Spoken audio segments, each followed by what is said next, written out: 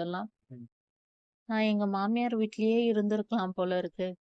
இங்க வந்துட்டு ஒரே ரூம்ல கதவ சாத்திட்டு இந்த பசங்க அழறது, இந்த டிவி சத்தம் எனக்கு அப்படியே மனச ரொம்ப கஷ்டம் குடுக்குது. தல எல்லாம் பிச்சுன்னு போற மாரி இருக்கு.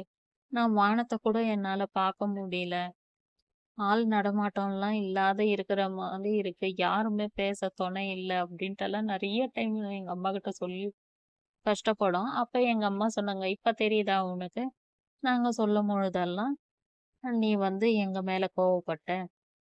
அவ்ளோ பெரிய வீடு வச்சுட்டு, இந்த குழந்தைக்கு இடம் கூட விளையாடுறதுக்கு இல்ல. அந்த ஒரு ரூம் உள்ள வச்சுட்டு இருக்கிற. கால நீட்டினா தடுக்குது. பாத்ரூம் செவுரு. இப்படியெல்லாமா ஒரு வாழ்க்கை உங்களுக்கு தேவையா இது?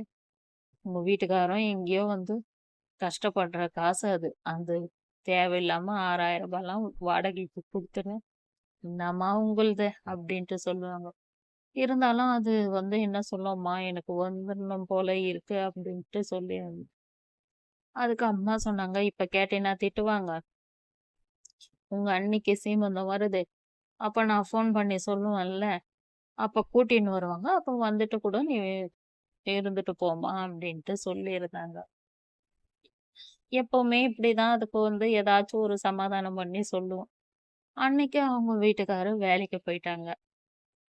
சமையல் வேலையெல்லாம் முடிச்சுட்டு, ஒரு பக்கெட் வெளிய இருந்திருக்கு. அது நட மாதிரி இருக்கும். இவங்க ரூமுக்கு பக்கத்துல வச்சுட்டு இருக்கிறாங்க.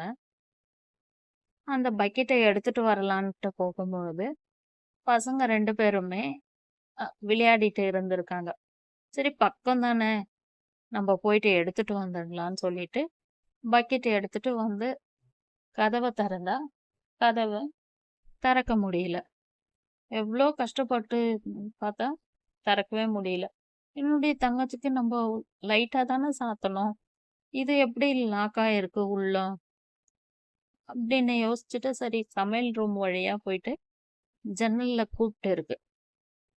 அப்போ கதவு தரடான்னா, அவனுக்கு நம்ப சொல்றது புரியும்.